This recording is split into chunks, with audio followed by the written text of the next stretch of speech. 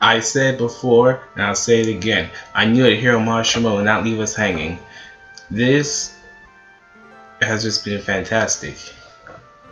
Clearly, Hiro Mashima is going right back to the roots of Fairy Tail. What made it good in the first place. Because between all the gags they've been doing, the Baram Alliance coming out again, there's like Arashio and Sace and Tartoros, we're going straight back to like the original first half of Fairy Tail. This chapter finishes off the Jellal versus Arashio and 6 fight, and we see how in the last chapter everything is zero was just an illusion. Now, I don't really care about that so much as others might, because I knew that Jellal was gonna die, but it's just that Jellal is not gonna die this soon, and not by someone like Zero or Arashio and 6 at all. We see he had to actually crush his eyes in just so he couldn't see anymore in order to break the illusion that Midnight put out onto the battlefield. This should be by no means permanent for Jellal, because we've seen how Urza lost her eyes to the Tower of Heaven and Polyushka managed to easily heal them. Then he pulls off this beastly combination. He had these magic circles everywhere around the Arashio and 6 already, and he used the Grand Chariot, but he's not done yet. He does that position. That's what I'm saying. Mashima's not leaving us behind. He has the exact same pose that he did against Jorah in the Grand Magic games. And then we see the sky actually start opening up, and Midnight says the true heaven body magic. And once he said that, you knew what was coming next. He pulled off this beastly attack, the Sema, the Star Crush, and it eradicated the battlefield. Everything is just concaved in. And this just goes to show how devastating Jellal is. He managed to defeat the majority of the Arashio and 6 by himself. Grandmaster Zero/Brain wasn't there, and Hot Eye wasn't fighting either. But he did basically an entire arc's worth of effort and work in 3 chapters. Although it's not like that he managed to do it with ease. Now, Arashio and Stasis' sisters could be key in winning the fight against Tartoros, because at this point, Jellal and his entire guild is made of just him and Melody, and he really can't survive like this out there. Not against the entirety of Tartarus and Zareth and Logia. So he really needs a team, and this could work out perfectly for him. Plus, he could guide the Arashio 6 and turn them into good guys eventually.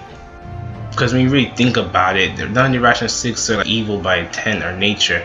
It's just that they want 2 things. They want their freedom, and they just want to be able to have their dreams come true.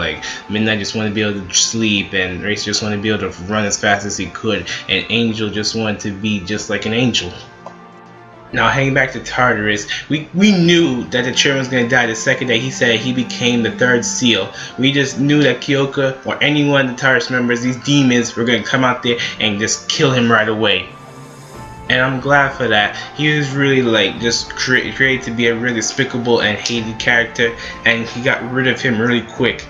But you can't say that he was faulted in any way. His involvement in the story was key in the events that happened. He's the one who kidnapped Urza and Mary Jane and had them here to be turned to demons and tortured and all sorts of stuff. Plus, he's the one who actually found the 3rd seal for them. He did so many things. And it's evident people are actually going to start dying in this arc. It's not just going to be an easy ride for anyone. And after the chairman's death, it was absolutely confirmed that the seal on Face had been released. But at the exact same time, we had Elfman down to Fairy Tail Grid right beneath them, and he had the Lacrima Bomb activate. Now, most people assumed that the bomb would be negated by the fact that Face was being released at the exact same time.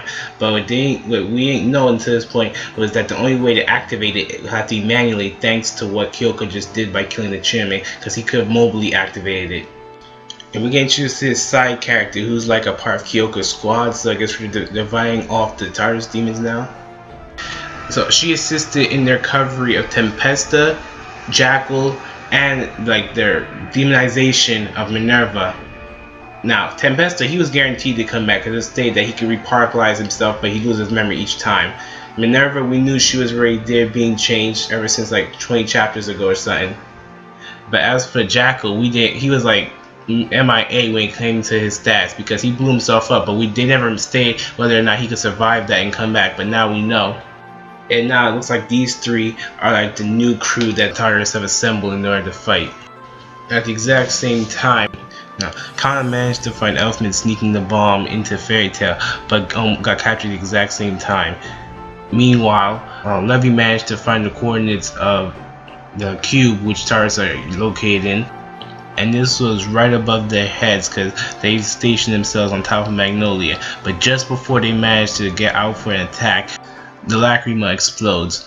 Now this is a little bit different from the Zero situation earlier that I mentioned, because at this point it's pretty much expected that everyone's going to die at one time. So the excuse that Machamon has to create here is going to have to be on a much grander scale than before. Now immediately afterwards, we see that Happy, Carla, and Pantali managed to are flying up towards Tartoros, and they had these cards in their hands, and they go to a quick flashback of how Cana actually managed to, like, she got Elfman off of her, and then she turned him to a card and turned everyone else into cards and gave them over to Happy, Carla, and Pantali, and then they managed to fly him out of the guild before it was destroyed. On top of that, they flew directly to the cube and then let everyone out. So not only did they manage to escape the explosion of their guild, but they also managed to invade the cube thingy in the sky at the exact same time. Not only was this a good way for them to escape, but it was also a great way to use Cana's character and her abilities to their utmost. And it quickly transitions over to a scene of Mary Jane still inside of her demon tube and how she manages to escape, and thanks to this whole deification process, it's increased her strength towards giving back her cells to transform to Satan's soul. And this was really predictable. We could have easily told what this was going to happen. Either she was going to turn against them because of her rage or like the too much demon energy at one time, or just going to make her stronger. And the last two panels follow Kyoka. She's trying to go to Urza's like hostage cell and use her against Fairy Tail since they're here and invading. But when she enters, she gets captured by Natsu and Lisana, and we see that Urza has also managed to get out.